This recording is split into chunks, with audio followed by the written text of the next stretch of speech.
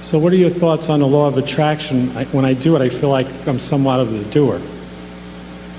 On the law of attraction? And the terms, we're not the doer of anything. We're not the doer, but in the law of attraction, when I practice that, it feels like I am a doer because I'm trying to attract something. Right. Our minds are very good at convincing us that we are the doer. Because this ego is the only thing that we've ever lived with from the time that we showed up here after we left those first 9 months. So you're never going to get yourself convinced that you're not the doer, because the only thing that you have to convince yourself that you don't have an ego is your ego.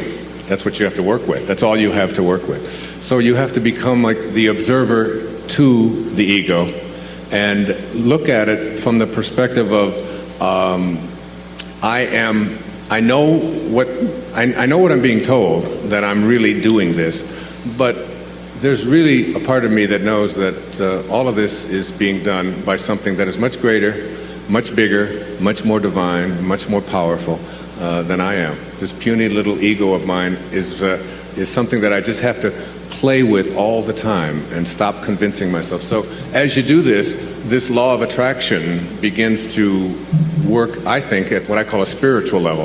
And at the spiritual level, as your thoughts move up from it's me that's doing this to it's just happening to it's God who's doing all of this, it's the Tao at work. As I move up in these thoughts, I just start noticing. I can't explain it. I don't know why. I don't know how it all works. But I begin to see that the universe or God or soul begins to send me the right people, the right messages. Things start fitting in where they didn't fit in before. The financing begins to show up.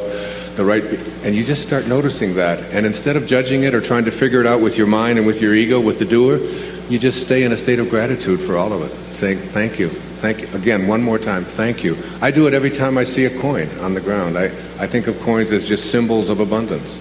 And every time I pick one up, and all my kids say the same thing, thank you, God, for this symbol of abundance that continues to flow into my life.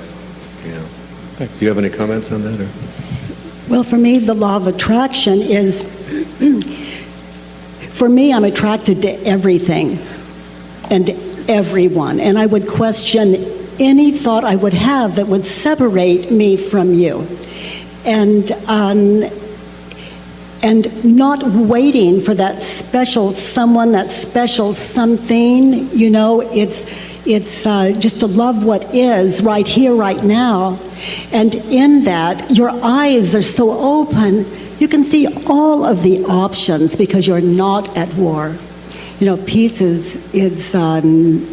it's underrated. There's nothing more exciting than peace. And so I look forward to meeting someone that I'm not attracted to, and it hasn't happened for a while. Yeah. There's a wonderful line in the Tao that says, a bad man is a good man's job, and a good man is a bad man's teacher.